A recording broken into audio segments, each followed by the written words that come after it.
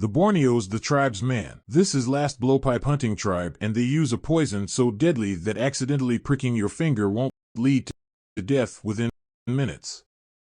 These are the Penang, and they're famous for their silent blowpipes and the poison darts they use for hunting monkeys and wild boars.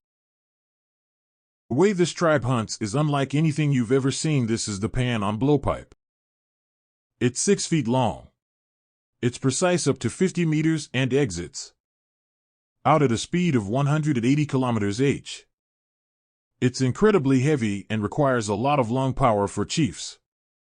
They have a secondary weapon, a spear attached to the end of the blowpipe, and making them is not easy.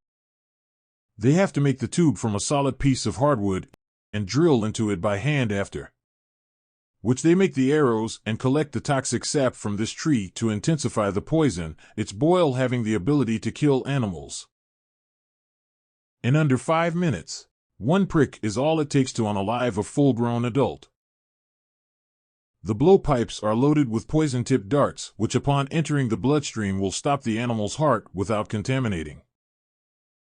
The poison is so lethal, the animal doesn't feel a thing when it dies. Encountering giant pythons and sun bears are the biggest threats to the Penang while out hunting. Unfortunately, hunting wild game is becoming harder and harder to find as logging is destroying major parts of the jungle. So now they've resulted in hunting small animals like birds, frogs, snakes, and squirrels. But what's really interesting is their knowledge of medicinal plants. The banana have over 1,500 names. Please hit the subscription button for plants and their language. They know which plant can cure any snake bite, which plant can cure opiate and alcohol addiction, and which ones are used to treat severe illnesses. The pony also have some of the wildest pets living with hornbills and monkeys that they use for protection to let them know when danger is near.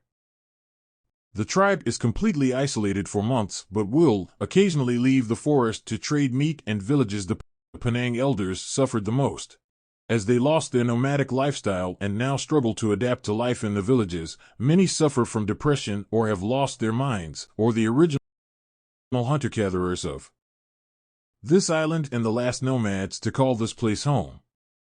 It's said that the rainforest is the life and blood of the Penang because everything they need comes from the jungle, while the Malaysian government promises to help and protect them.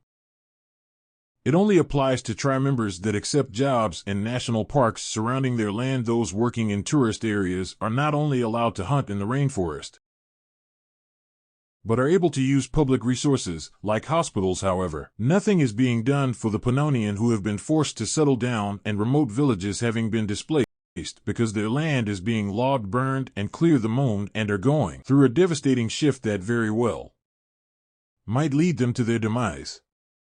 They're losing ancestral land, migrating into villages they don't want to live in, and are quickly losing their cultural identity. Please hit the subscription button.